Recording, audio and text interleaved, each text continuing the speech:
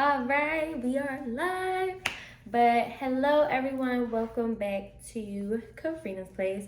I am so excited for this episode. I have my friend, my big sis, like my mentor, my everything, right? But this is Miss Tashena, y'all. She is just amazing. She's a mom, a woman of God, but just the light that she has on her life and how she just helps other people truly become. They call her Thunder Sheena. Y'all about to understand why, okay? But no, I love her so much, and I asked her if she can do if she could interview me. Okay, I always talk about how I want to be transparent in my healing journey and just certain parts of my life, but I feel like I just haven't really been transparent. So I was like, look, ask me anything, ask me whatever. I want to be like an open book for people. But I just want you to introduce yourself. Tell the people who Thunder Sheena is. Okay. Hey everyone. I'm Tashena the Encourager.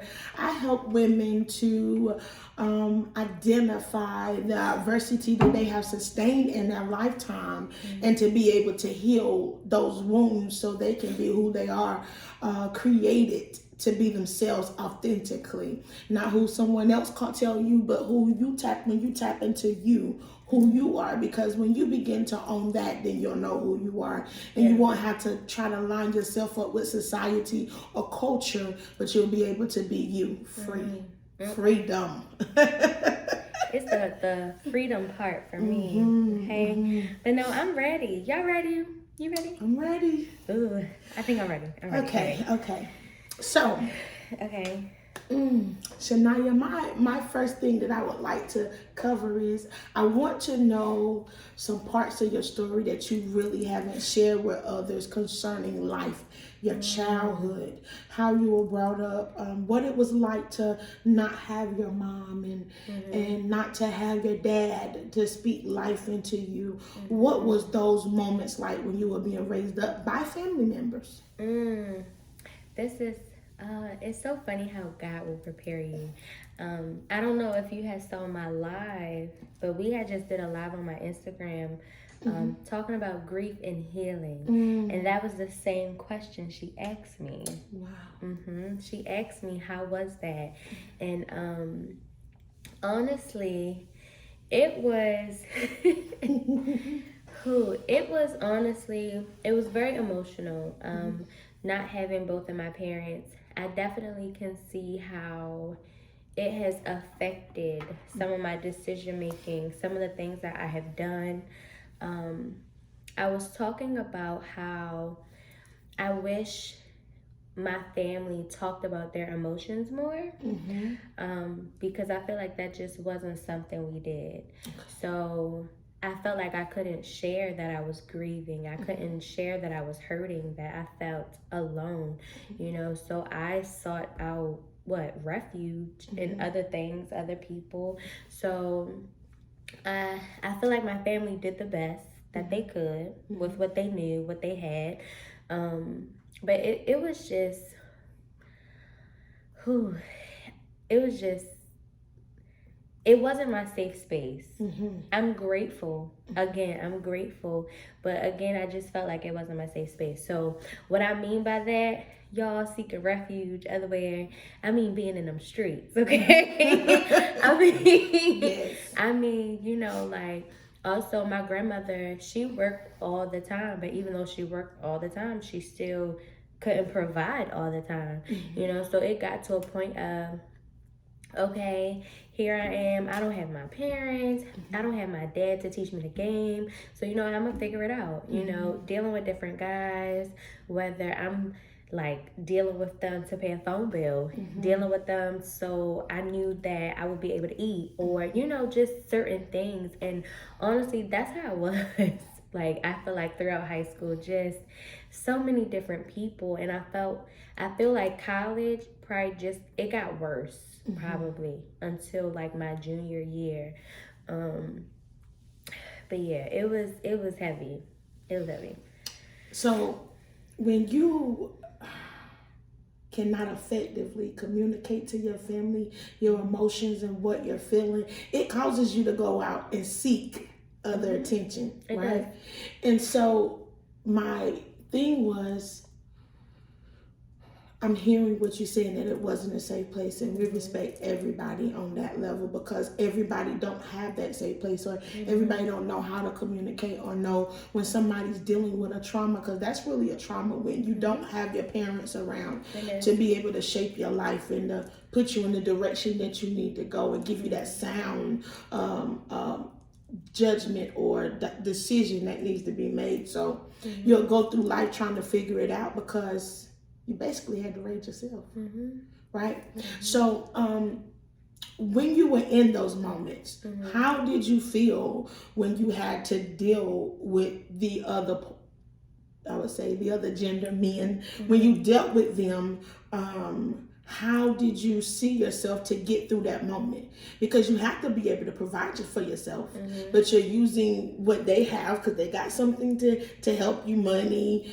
Sometimes they make you feel loved at times for the things that they do, right? So when you were in those moments, how did you view you then? Honestly,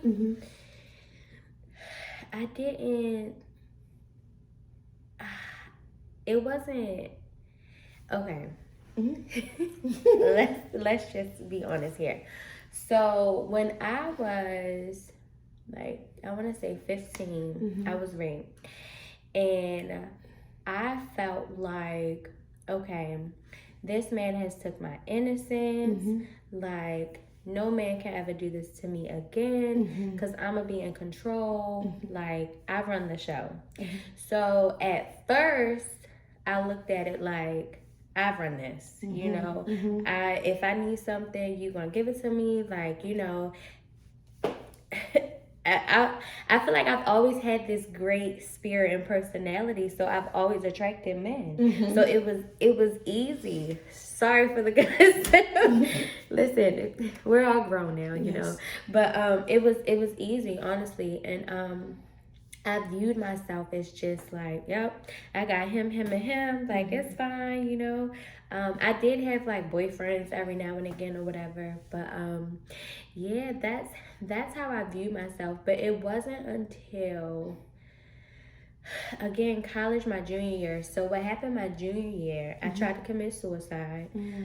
It was just so much grief and loss, and just my uncle Kendall had passed away, and it just hit me really hard. Like, I was like drinking every day. Were you close to him? I was, but I wasn't. You know, I think honestly, I was grieving for my family.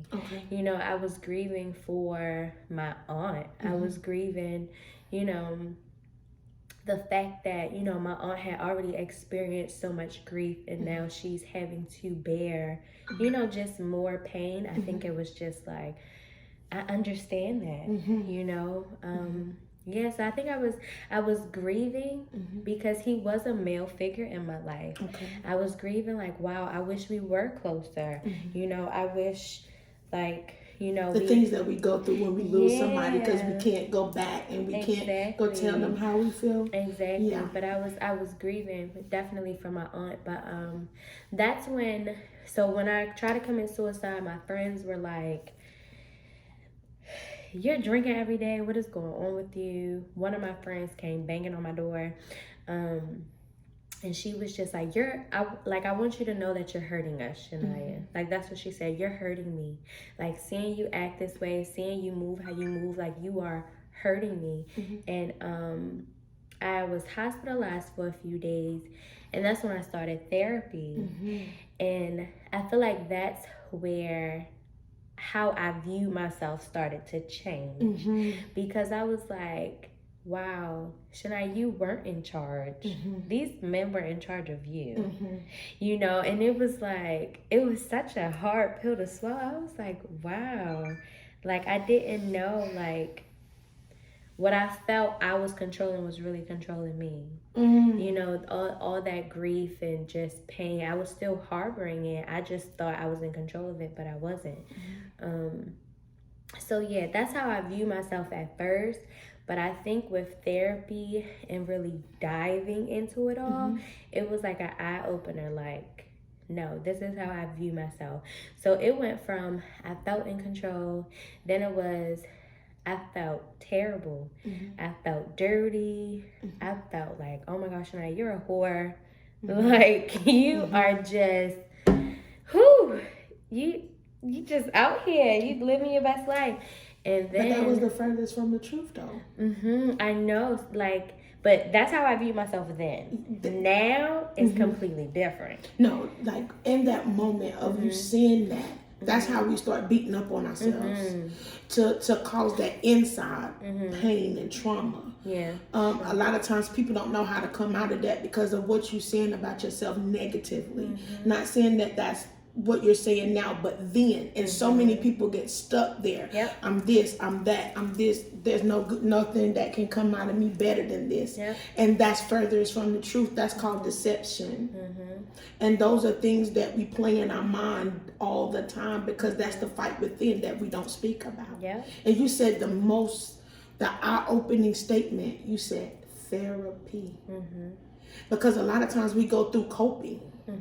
We don't tear walls down. Yep. We don't do any of that. We go through with coping and burying things down and submerging it so we don't deal with those issues. Right. So that's a good thing that you went through therapy because a lot of times I've learned in our culture dealing with African Americans is that we don't think that we need therapy and we do to heal properly, you know? Yeah. And I wanna like piggyback off of, you said a few things. I definitely want to get into therapy, but oh my God, y'all, pregnancy brain. I wanted to talk on there, like, okay, so before therapy, like even the whole suicide thing and everything, it was like I knew I needed help. So then I also then started to look for this father figure in men. So it stopped being like, oh, I need a materialistic things. I need like a father figure. You know, I guess that's how I look at it now. But you know, that's where like all the mentally abusive relationships come in and like all of that stuff. And you were talking about how you can get stuck in that place. You really can. Because when you start thinking these things about yourself, but then you have a partner who is like tearing you down, beating you up, and saying the same thing, it's like, wow, okay, am I really this person? Or did we attract that energy because of the way we felt about ourselves? Yep. And so a lot of times we say that there are men out here that can see your brokenness. That's not it. Energy pulls energy. It's a magnetic thing, right? It's a magnetic pull, and so sometimes we will pick people out of our brokenness, and we'll think I can heal them or I can help them, but we can't even help ourselves at that moment. Seriously, you know. And so we will open ourselves up because we're looking for the ultimate thing, love. Love. Wow. So this is my next thing is you talked about suicide, and it's very high. And I don't think a lot of people are really understanding the magnitude that a person can get to when they want to take their lives. They want to end it all. That means that I don't feel comfortable speaking to somebody. I don't trust anyone. This is the end for me. I don't have nothing else to live for, and I've hit rock bottom and I can't get up. And we got to be able to hear when someone is speaking a certain way to help them get the help that they need. Telling them that I love you and you can get through this is one thing, but actually taking the necessary steps to get them the mental help that they need is very, very pivotal, because I too suffered with that. Right? And if it wasn't for people that really cared about me to say, hey, you don't sound right. I'm not feeling I'm not feeling your words are coming across the right way, or what's going on with you? I see you removed yourself from everyone, and what's going on? I feel your energy is not right. And what do you do? Well, how did you feel when you were in that moment of dealing with suicide, because that's something that people don't know how to communicate. Yeah, let me get my tissue, y'all. Okay. So right here and ready. I was in such a dark space. Again, with the passing of my uncle, I was just like, okay, God, this is enough. You know, losing my parents, you know, losing friends, like just when you constantly get calls, right, of just this person has passed away or this person is no longer here, and they're close people to you, it's like you're scared to attach yourself to people. You're scared to allow people to attach themselves to you, because it's like I was so scared of just losing people, and I honestly was just like, God, this is enough. Like I'm tired of hurting. I'm tired of grieving. Like I think I was tired of like all my failed relationships. I also was in a space where I felt like, you know, nobody really could see me. This is where I get emotional, because I felt like that growing up. Like I felt like, again, we didn't talk about our emotions in the home, so I always felt invisible. Do you not see this broken person in front of you? You know, this hurting child. And I didn't want to do it anymore, you know. So, I mean, I always saw my family drink, you know, like. So you have learned behavior. Yeah, learned behavior. To them, they don't know what I'm talking about. That's a conversation for another time. But definitely learned behavior, but I coped the best way I knew how with sex and alcohol. But I remember hearing about this man that like got really drunk and like drowned in his own vomit, and I was like, well, maybe I could do that. Like I don't wanna pop pills. I don't wanna like do nothing crazy, but maybe like if I'm drunk, you know, if I'm drunk enough, I won't like remember or something. And yeah, my friends definitely could tell my behavior changed, because I was just reckless. Like reckless. When I say reckless, but you were crying out for help. I was, and I'm grateful. I'm grateful, like so grateful that, like you said, to have people in your life that say, I see you, and what I see is not you, you know? So, yeah, it was definitely in a dark space. Yeah. And when you have to do the work to come out of that dark space, what does it look like? It's ugly. It's so ugly. But yet beautiful. Yeah, it's been the most. I say this all the time. Like, healing is so ugly. It's so uncomfortable, but it is the most beautiful experience. Like, I feel like to really just rediscover myself, to become, you know, to grow. What that looked like, again, I started therapy after, you know, being hospitalized. They were like, do you want medicine? And I was like, no. Give me another route. I'm not against medicine, but I felt like I had addictive behaviors, you know, so I don't want to get on medicine. And I feel like I can't control my emotions if I don't take medicine. So I felt like I really wanted to learn how to cope, how to manage in a healthy way. So I started therapy. The first therapist I had, she was not a good fit for me. I tried her a few times and I didn't really like her, so I stopped. And I found a new therapist. I was in college, and I found a new therapist back in Maryland. And it was like God matched me with her. We started to like dive into stuff where I was like, hold up. All right. I didn't want to go that far. But she created a safe space for me. Safe spaces are really good. Oh my God. To where I just felt like whatever you want to throw at me today, I'm ready. You know, like I felt 100% comfortable. And to be vulnerable. Yeah, and I want to share this. It's like tugging on me to share it. I feel like be mindful of when you are starting your therapy journey that everyone might not understand it or be supportive of it. My family is very special.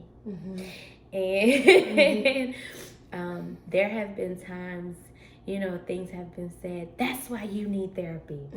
Or that's why you know, and I used to just feel like, wow, okay, is it really like a bad thing that I am like going to therapy? Or just, I don't know, but I had to understand like, you are doing something against the norm, and that's okay.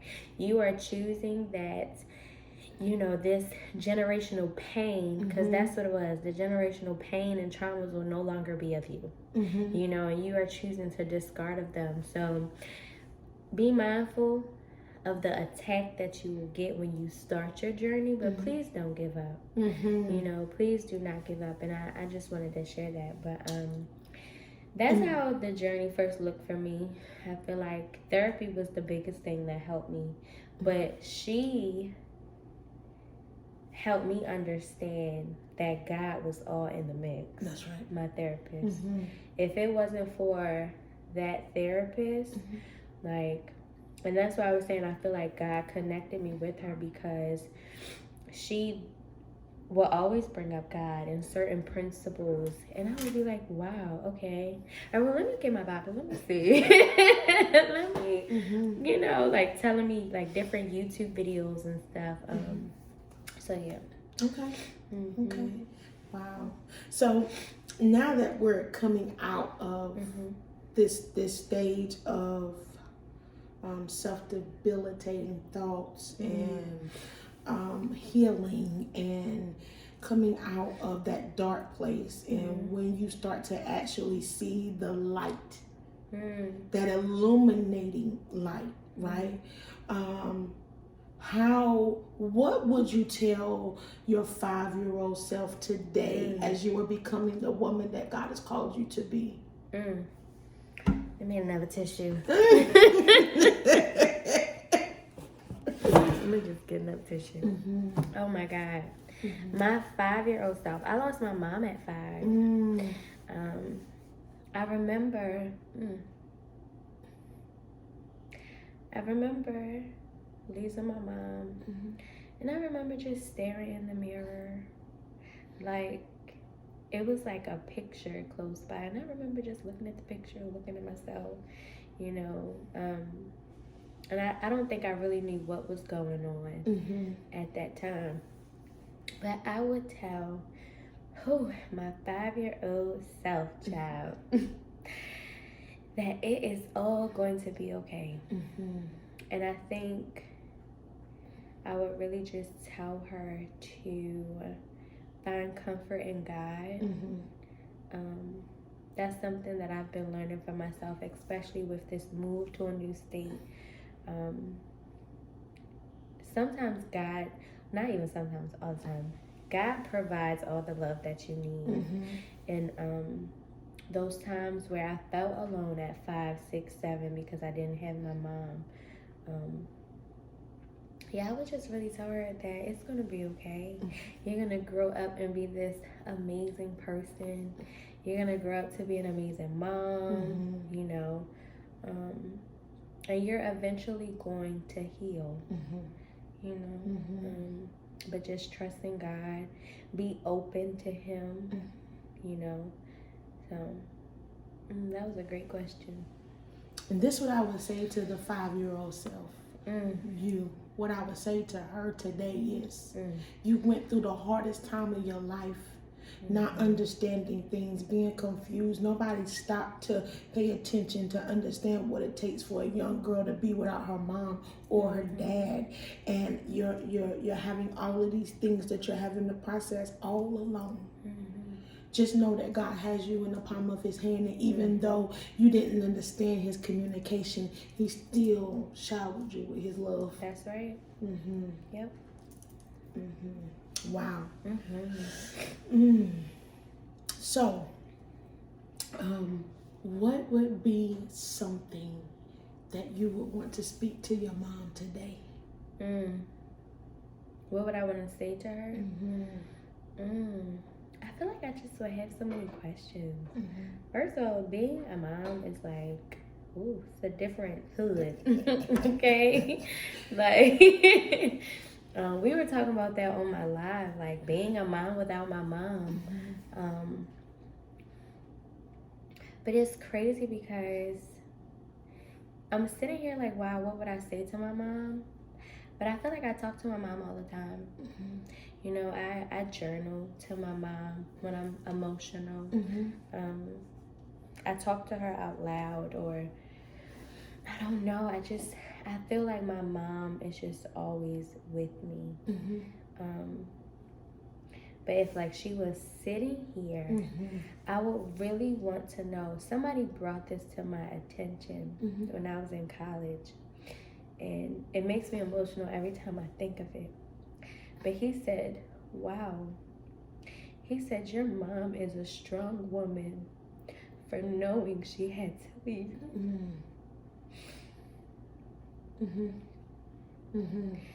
And when he said that, it gave me a new perspective. You know, I always thought about my pain, but I never thought about hers.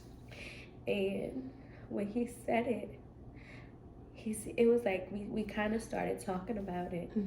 But he was like, you know, she was dying, you know, she was gonna be leaving you, her baby girl, you know, that must have been really hard for her. And I was like, wow, you're absolutely right. You know, and I feel like I would want to talk to her about that. And it's like, I would want to comfort her, you know, like, I'm okay. You know, I always say that, like, I know I'm my mom, like the strength I have, my personality, everything. I feel like I'm her, you know. So yeah, that would be my biggest question. Like, how did you feel? You know, how did that make you feel?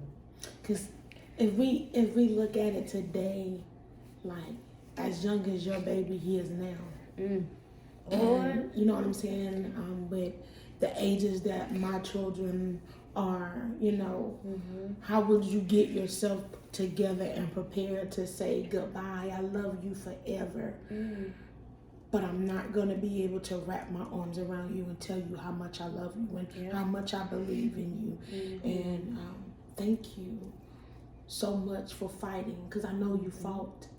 This strength that I have didn't come from nowhere. You know, it was passed down to me, and so it lets me know that you didn't want to leave, but you had to. And thank you. You know, for leaving me a piece of you. You know, because some people don't know where they come from. Some people don't know who their fathers are. Even though we can have messed up families, we put it out there, sorry. Not everybody has a perfect family. And that's okay. We have some people that we just like, oh, Jesus, give me strength. And then we got some people like, I love them. I support them. I see what they're going through. I see their pain. I see this. And I'm starting to understand, to look deeper than what people are saying. So, you know, when we say our family are special, right? We have to look deeper in their special, in their specialty. That's what I would say. We're going to look deeper in their specialty and know that some of the things that they are doing, there's a root cause. And sometimes people don't know how to communicate past their pain. So sometimes we're waiting for our family to accept us, to love us, to give us those things that we need, and they can't.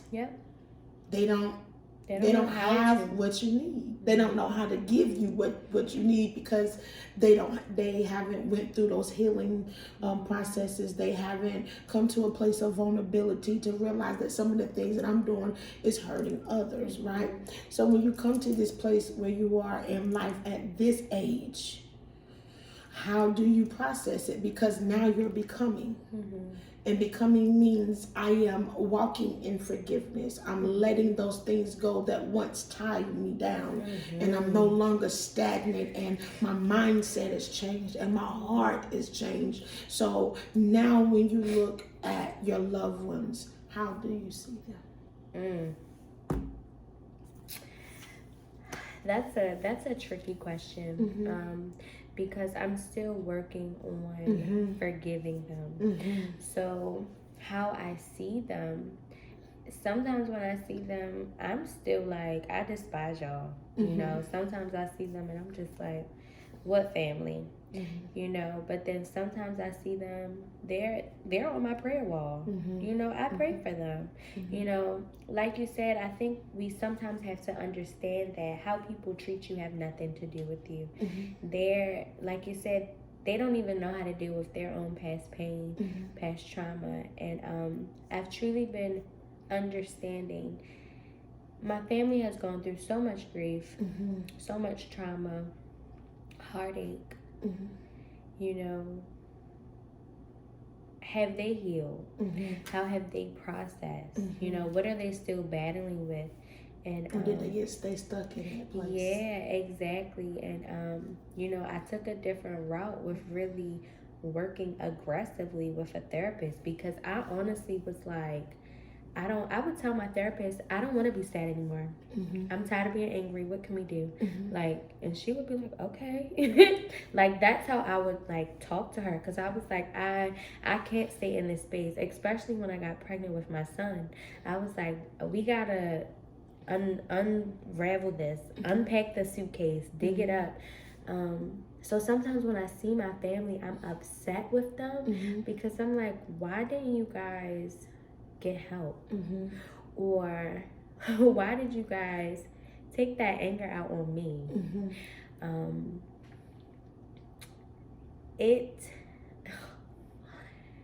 I don't even, the process of that, again, therapy, God.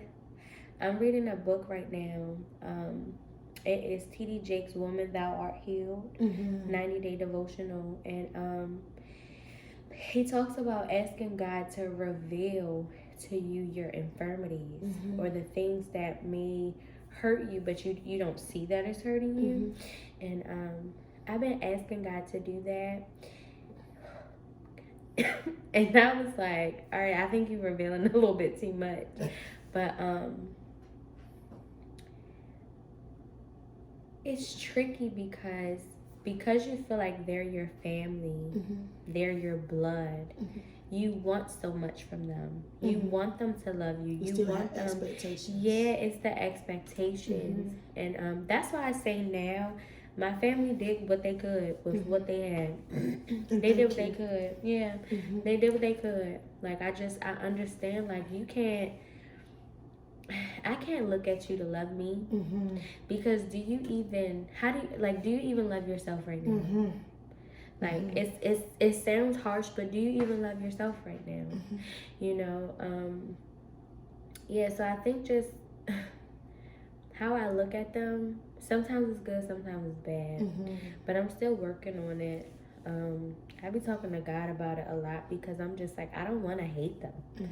Like, I feel like in order for me to really become and move forward, I have to release that anger, because I do understand that it's holding me back. You know, so. And that was one of my prayers. If I can add, I had to say, God, deliver me from the acceptance of my family. I'm looking for them to do some things from me that they can't. Yeah. But help me to love them and to operate with forgiveness, because I'm one of those people that I'm a truth seeker. And when you are a truth seeker, you're looking for other people to be open as you are, and they can't.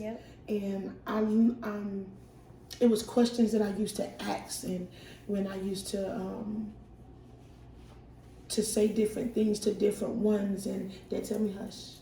You talking too much, or I don't want to hear you, or not I don't want to hear you, but that's what they were saying. But I had to come to that place where I am now as a 40-year-old woman to say, someone do want to hear you. But that's how they were thinking, because they didn't want to answer your question. Because if they answered your question, it'll cause them more pain. Yeah. And sometimes people are not willing to process it. So I had to allow God to heal me from that acceptance from my family.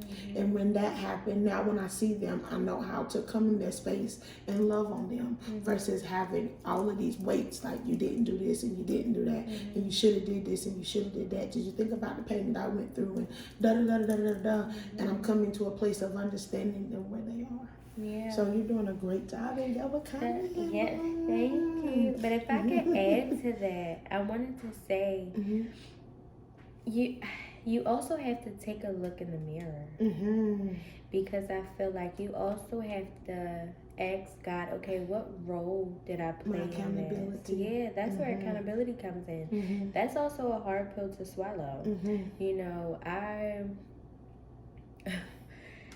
I used to, me and my grandmother haven't always had the best relationship, and like I resented her for so many things.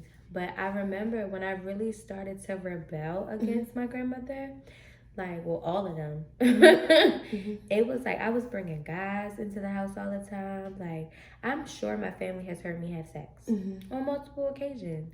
My grandmother has walked in on me having sex, like, and I really had to digest that with my therapist. Like, I understand I also played a role in our faulty relationship, you know, so that with how I look at my family and my healing journey, that was the biggest thing for me. It wasn't just about they hurt me, because they did. They said some things and have done some things, but I was just like, you know what? You hurt some things too. Hurt people. And when you're hurting and you don't know how to express it and you don't know what to do with it, that's all you know. You know. So that's true. That's so true. And so now we're going to move a little bit forward to where you are right now. And I want to ask, what is your vision that you see for yourself a year from now? A year from now, let me tell y'all. So it's funny because I've been working with a business coach because I felt like I lost my vision. You know, moving to North Carolina and finding out I'm pregnant with my second son, I was like, what the freak? Like, I had no vision. And that's something I had to dive in it with God, but like, okay, what's happening? What are we doing? But no, I'm happy because I feel like he's been bringing me back to life slowly but surely. And I have to say this, I had to really understand, like, I am not, what's that word? Just because I'm having my second child, I'm unmarried. This is my second child's father. I'm still an amazing person. That's right. I'm still an amazing woman. That's right. God still has so much purpose for my life. I may have took a backslide, you know, went back to old things, but God came and got me, and he was like, look, I still need you to do what I need you to do, you know? Right. And I think that's the space I was in, and that's why I really didn't, my vision kind of just was like, I don't know what I'm doing. But a year from now, of course, I'll have my second child, so 2 under 3, right? But I see my business just flourishing in an amazing way. But what I see, what God has shown me, I just see like stages. And this story that I'm starting to share, it'll be different a little bit, you know, by next year. At some of these emotions, I probably won't be as emotional, you know, but I see myself sharing this story and helping other people, especially women, and just showing them that though you may have been broken, though you may have strayed away, listen, the alcoholism, the sex, all of those things do not define who you are. Right. You know, and you can still become all that you are called to be.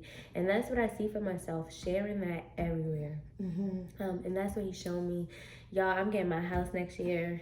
That's what I'm claiming, okay, if God allows. But I just see a lot of elevation in the next year.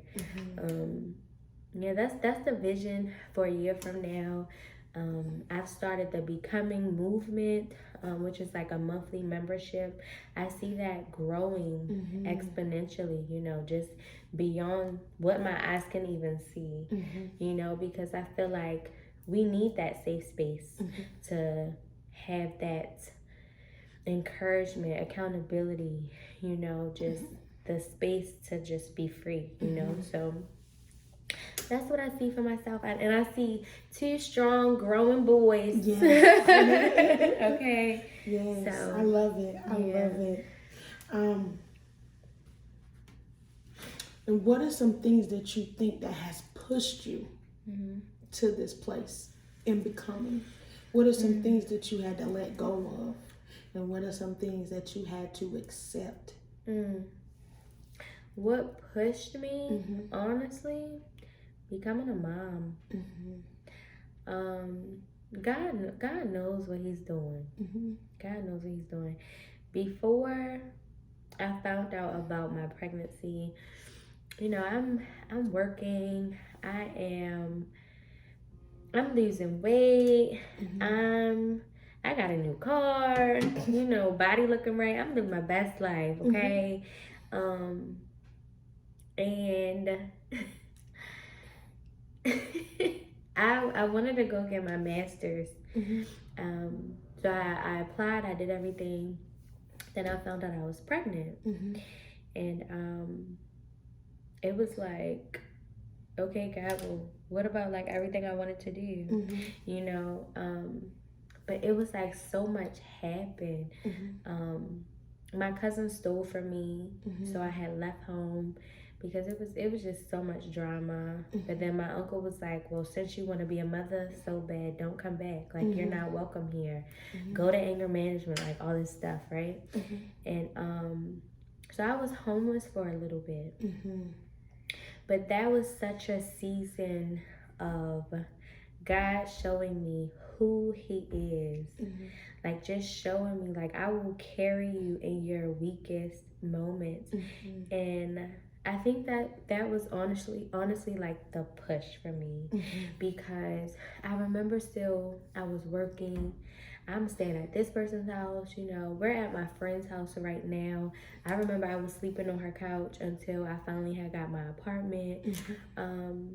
But I remember just being in therapy, and it was kind of just like me saying, like, you know what, I'm not going to give up. Like, I want more. I know there's more for me. I wouldn't be going through all of this if God ain't have nothing for me. Like, you telling me all that stuff I went through in my life, and now I'm going through this while pregnant. But I had to understand. We were talking about this on Clubhouse, y'all. Sometimes when you're giving birth, you're also rebirthing yourself. And again, that was my push. Like, it was like God was like, I am pruning you, I am molding you, like, I am preparing you for what's to come. Because Karina's place started after I had my son. While I was going through postpartum depression, you know, it grew while going through postpartum depression and so many other things. But I think becoming a mom was my greatest push, because I understood, like, God entrusted me with a child. And I refused to be broken. I refuse to be this broken mom who can't communicate, who can't show love, who can't, you know, really be present for their child. So that was my biggest push to really become, like, I have to heal. I have to figure this out. You know, I remember my therapist asking me during my pregnancy, like, do you know that you're pregnant? And I was like, I looked down like, yeah, no, I'm pregnant. She was like, no, Shania, you're not connected with your baby. You know, because I was just, again, I'm going through all of this stuff, trying to find a place to live. Like, I was working an hour from home. Like, it was just so much. But I was scared to connect with him, you know, from all the grief, the loss, just the stuff from my family, the rejection from my family. I felt like, will my son reject me? You know, so that's when I was like, you know what? That's not my story. This is what we about to do. Like, no, I am going to be the mom that I've always wanted for myself, for my child. So I feel like that was my biggest push. Okay. I love it. Because we have to know what's pushing us. If we don't have something to know, like, I think my biggest push is leaving a legacy for my children.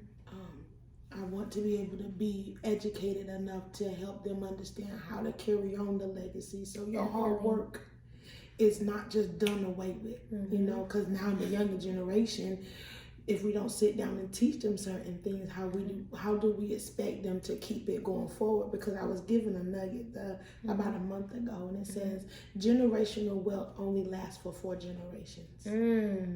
So if we don't train up our children about this, it's only going to last for 4 generations. Wow. Right? Wow. And so my next question for you is,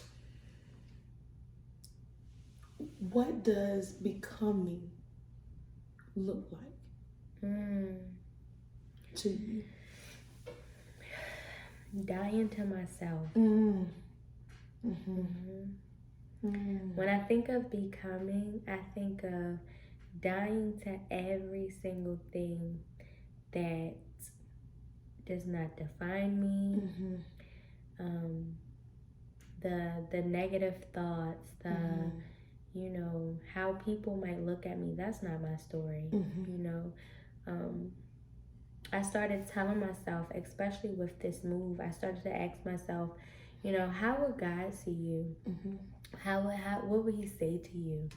You know, and I'm like, wow, Sean, you're really amazing. You know, like, that's what becoming means to me. Just dying to myself, dying to my flesh, old things, you know. I still have my struggles. Which we all do. Yes. We all do. Lord. I still have my struggles.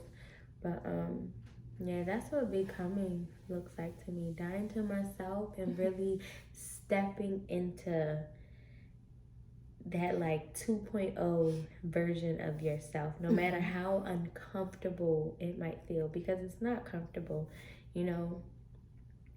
Becoming someone new, becoming someone better, feeling like you're leaving people behind, feeling like I'm a fraud, imposter syndrome, feeling like people might judge me. Excuse me, you know, the rejection from family, friends, all those things, but dying to all of that and just saying, nope, I'm still gonna walk forward. Yeah, I love that. yeah.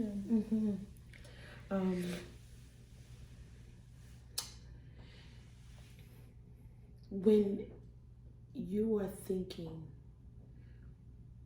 of encouraging other women that have been through some of the things that you have been through, what would you tell that teenager, that young adult, that single mother who don't understand or haven't been given the tools to life? What would you say to her today when she's trying to figure it all out? The first thing that popped in my head is to allow yourself to weep. Allow yourself to feel and release. I say that because I feel like when we harbor so many emotions, you can start to become bitter. You can start to become angry. You know, you can really start to become blind, you know, because of that anger. So allow yourself to cry. That's the first thing. While you're figuring it out. Sometimes I'm crying while I'm like, you know what, I'm gonna write this vision out, but I'm gonna cry while I'm writing it out, you know. That's the first thing. The second thing, therapy. I'm sorry. Yes. I don't care. I'm gonna bring it up because I just have to. But find, even if you feel like therapy is not for you, find a confidant. Find a safe space for yourself where you can do this releasing. Yes, I hear people say all the time, well, I could do it myself. I watch YouTube videos, or I meditate, and those are great things, and I'm so proud of you for doing that. But when you have someone who is holding your hand in the process, who is, giving you insight on how to deal with these things, what to do, it's a different type of healing. It's levels to it. Find a therapist. Maybe this should be number one, but have your own relationship with God. I used to feel like I was too dirty to go to church, or like I was too like broken to be in church, or like talk to God. Religion. The church is the hospital. Yeah, religion. But I had to understand it's not even about that. It's about having your own relationship with Him, and really understanding that God will love you in whatever space that you are, no matter how broken or how dirty you might feel. Like, God is like, girl, let me wash you up. Like, I love you, like no matter what. Those will probably be my biggest three things. Like God, therapy, and just allowing yourself to feel whatever emotions. I could say a lot. Do affirmations. Listen, I could say so much. Attend different events. Put yourself in positive environments. Yes. Being around good people. You have to want to unlearn the things you've learned from your environment, that just wasn't the best.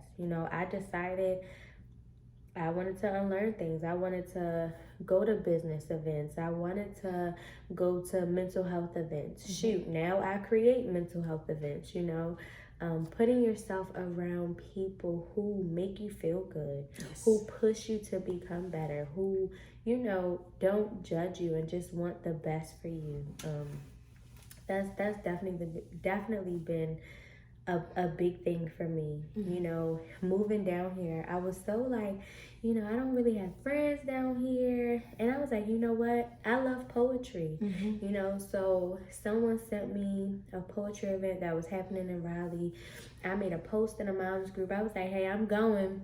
If anyone want to go, I'm going. And I went. I was there, I think, for like an hour by myself until some people came and met me.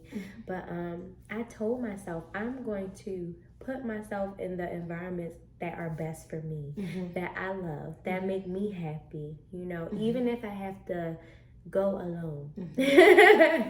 So, yeah. If I could add, there was one thing that you had said about church. I want everybody to know that the church is the hospital. It's where we assemble ourselves together for fellowship. And when you have leaders, leaders are not going to give you all the answers. They're going to help to give you tools to utilize to get to the answer. If a leader always give you answers, you'll never work hard to get to where you're supposed to be. But when you do have leaders that will give you the tools to help you dig, to help you discover, to help you understand, to help you push forward, then those are places that you need to be in. But never go into a ministry thinking that that pastor or that person is going to give you everything that you need, because no one person knows everything, and they're not God. And understand that each leader is human. Each family member is human. Each person that you come in contact is human. And if you want someone to understand you, you have to be willing and understanding to understand the other person as well. So that's something very big if you're at a ministry, or if you're thinking about going to church, know that it's a place where you come together in fellowship. I agree with that 100%. So, is there anything that you would like to say before we close? Ooh,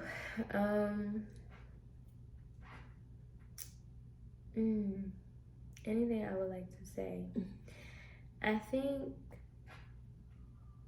while you're on your healing journey, becoming journey, I think I said this before, but understand that sometimes you will be attacked. You know, when you are deciding that basically Satan can't control you anymore. You know, that he can't have your mind, he can't have your spirit. Miss Tashena told me that you will be attacked, and to understand the difference between spiritual warfare and all of that stuff. And I think that has been such a huge help with my becoming journey. Understanding like, it's a little strange. let me pray about this, because I don't know what's happening here. You know, even it's so many things that we could dive into when it comes to spiritual warfare. But yeah, I think just really understanding you will be attacked, but not just, you know, with spiritual warfare, but just people, period. You know, you're deciding you no longer want to be your average self. You're deciding you want more for yourself, for your family. You know, you're deciding that I'm going to do everything to do that. And when I decided that, you know, when I was drinking all the time, I remember when I really stopped drinking, and I had went out for the first time. Y'all, I was lit. Like, I was like, dang, I ain't been drinking, and then I'm drinking, and I'm drunk. The whole time I was also pregnant, didn't even know I was pregnant. And I remember me and my friend, we had left, and we were supposed to go somewhere after we left the place we were at. And I was like, in my mind, I'm like, it's 3 a.m, I'm gonna take a nap when we get there, whatever. But like, she was just so mad. She was like, I knew you ain't changed. You still the same. Oh, you just get drunk. You really need help, and da-da-da. And I was like, because I took a nap. Like, in my mind, it's like, it's deeper. It's deeper than that. And I remember talking to my friend about that. I said, as I've been working on the alcoholism, I don't need anyone to ever throw in my face anything, you know. But that was constantly, as I continue to like share certain things in my life, I would notice friends or family say, oh, you think you didn't? No, I'm sorry that I wanted to stop drinking all the time, or I'm sorry that I wanted to work on my attitude, or I wanted to learn how to set boundaries for you myself. Gotta find who you are able to be comfortable with. Exactly. Because some people can't handle it. They can't. And you have to be okay with that. Be okay with people judging you, but leaving them as you continue your journey, because God will replace those people with people that he sees fit, you know. And that was something that I really had to like come to terms with, because it's a lonely feeling. It's so lonely. But yeah, that's probably what I would say. Understand that you'll be attacked in every way, but stand your ground, stay in prayer, surround yourself with people who are on the same journey with you. I know I have one of my best friends, we're kind of on the same journey. You know, we are better in our relationship with God. We're both building a business, you know, and it's amazing to have people where we can say, girl, I'm struggling. Like, all right, well, you want to pray? And like, we're learning how to pray. I say all the time, I feel like sometimes I'm still a baby in Christ, but like, it feels good to just have those people around you where you guys are, you know, on the same journey. So. That's true. If I would say something to the person that's listening on becoming, Give yourself grace. Know that the race is not given to the swift nor to the strong, but to those that endure to the end. If you understand how we sustain life adversity, it takes us as a hit. Understand that when that hit comes, you're going to be given tools on how to overcome and how to be sustained when the hit takes place. If you're always rushing all the time, you're not going to pay attention. But sometimes you have to slow down. Make sure you're not repeating the same patterns and cycles and you're expecting something new and different. Always know that therapy is a good thing and faith is a good thing, but faith and therapy equals transformation. Know that you have to be given the tools to help you to move forward with life. So you got to sit down and hear somebody. You don't have all the answers, but God will place somebody in your life to give you the tools that you need to carry out the vision that He has given unto you. So becoming is not easy, but it's worth it. Dying to the old things that you have either taken on or you have learned or you thought about yourself, dying to those things and understanding that you are fearfully and wonderfully made, and that when God created you, He created you in a seed of thought. You were a complete thought when you came into the earth. Understand that He created you out of love, and then you'll start to understand your identity. You can never pursue purpose if you don't know your identity. If you don't know who you are, you don't know anything about yourself, how can you ever be able to fulfill purpose? But when you tap into that, when you tap into her, when you tap into Him, and remove all the things that you allow the layers to be laid upon, and you begin to tap into that gem that's on the inside of you, you're becoming who God created you to be. That's that part right there. Give yourself grace. That's written everywhere in my room. Okay? Seriously, because with society, that whole showing emotions, being vulnerable is not a thing. So some people are afraid to do that because of judgment, because of, I don't want people to think this, that, or so forth. But when you give yourself grace, you are giving yourself permission to do just that, and I think that's really important. So you definitely touched on that. I'm so proud of the woman that you are becoming. Yeah, since us meeting the first part of the year to now, I've seen you grown so much, and to see women transform and accept themselves and tap into her. And even though we may make mistakes, we get back up, we brush ourselves off, we ask for forgiveness, and we keep it moving. I'm just, when I look at Shania, y'all, I'm like, this is so different. At one time, she wouldn't even video chat with me. I'd video chat, she'd be like, But now, to see her become this beautiful butterfly,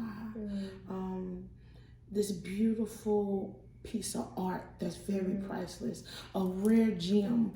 You never know what you get in your hand, and somebody may give you something you like, what do I want this for? It's like a piece of trash, but it's really not. When you start cleaning that thing off and you start blowing on it, and you take a brush and you begin to clean it off, you begin to see what you really got in your hand. It's priceless. No money can even pay for what you have in your hand. And by me connecting with her and us being able to become sisters and speak our truths to one another, I'm seeing transformation in her. I'm seeing her grow. And sometimes we have moments that we want to give up, but when you have a sister that's covering you in prayer, and even though you might not talk every day, that doesn't mean that that person isn't still praying and covering you.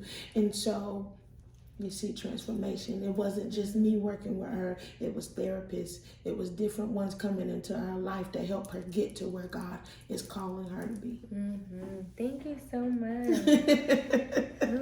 Thank you so much. Sometimes you need to hear those things.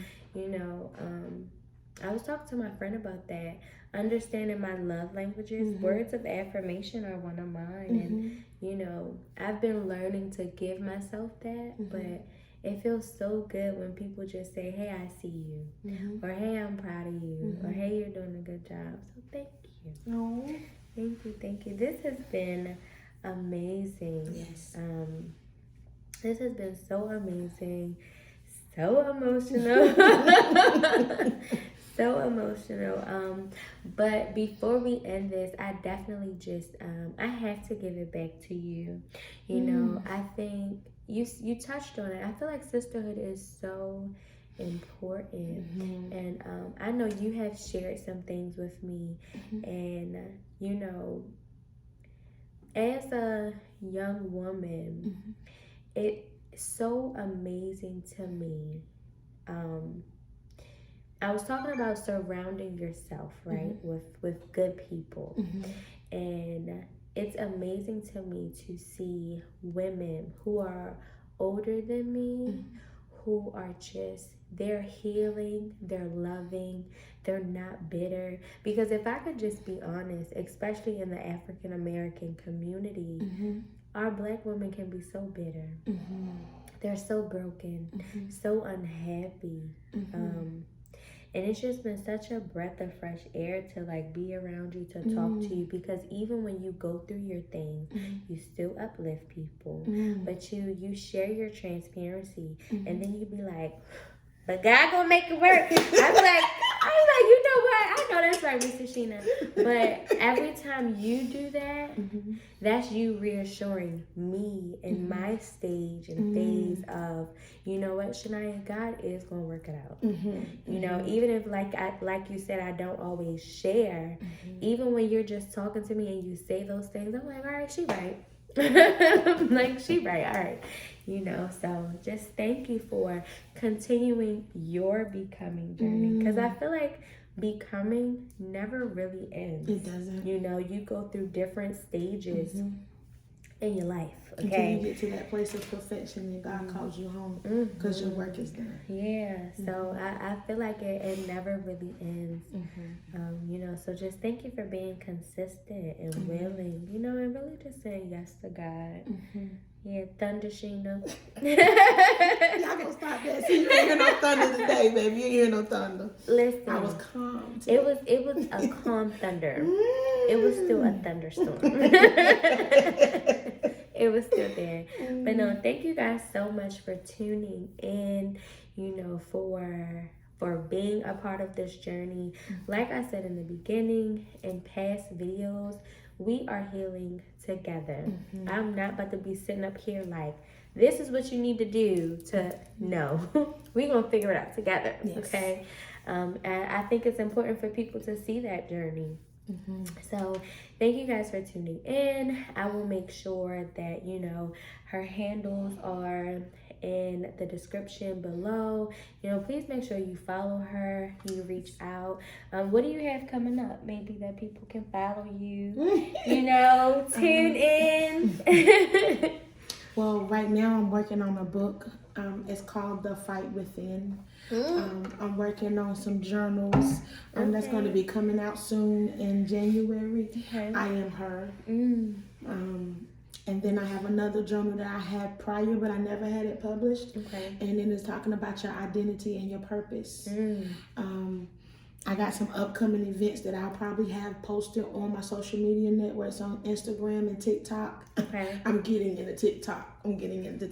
So I do women conferences and retreats. Next February, we're going to be doing another Ignite Her Fire retreat where we have 10 women that come together, and there's a pouring and deliverance and healing is taking place. And when you come through the door, I ask that every woman take their barriers down so that God can come in and do the work, and understand that when the women are pouring, they're there to give us tools, not to judge you, not to make opinions about your life, but to give you the tools that you need. And transparency is something very hard, and when you can't be you, then you can't do anything else. You'll always walk around impersonating or taking on someone else's persona instead of being yourself. And then I'm getting scheduled. I'm getting a lot of booking. About to be a part of the Joy Experience. So I'll be doing a conference in Greensboro, North Carolina, with Nicole.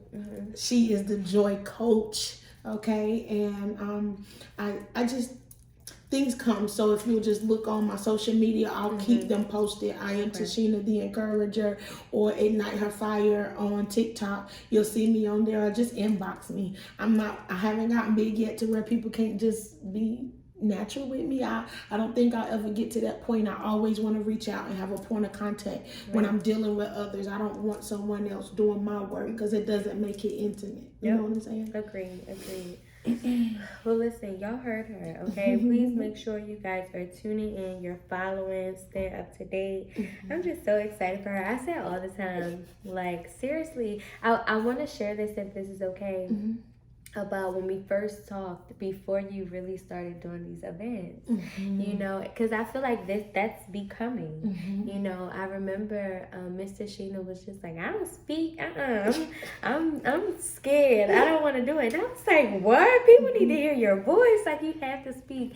And every time she tells me she's having an event, I'm so excited because she decided to become, you know, who God like said, this is what I need you to become, you know, using her voice and her story. But I had a mentor. I had a coach. Her name was Sharon Shannon. And she poured into us. And then she gave us tools. And once I started speaking, I became comfortable with my own voice. If you're not comfortable with your own voice, you'll always ask questions and have doubt and different things. So I became comfortable with my own voice and speaking. And so now when I speak from my heart, or what's within me, or what the Holy Spirit releases to me. And I am an encourager. So no matter what you're dealing with or what I'm dealing with, by the time we get done, I'm still going to encourage you. I don't care what hit me. But like she said, having someone to assist you. Yes. Like, if therapy is not your thing, that's okay. But having a coach, I have a therapist, I have coaches, I have a business coach, I have a financial coach. You know, you can have different coaches. I have a spiritual coach. You know, so yeah. It's exciting, okay? We can keep this going. But please, again, make sure you follow her. I will drop my details below as well. Karina's Place, this lovely shirt that me and Nolan are wearing. Yes. That is all. You can find it on my website. But again, thank you guys so much for tuning in. I love you guys so much. Like I say on other videos, you know, that's funny. I do say give yourself grace. But love on somebody else today. You know, tell them you love them. Give them a smile. You know, go journal. Go take a walk. Give yourself some soul care today, okay? So you guys enjoy the rest of your day, and thank you for tuning in. Make sure you guys share this, okay? Okay.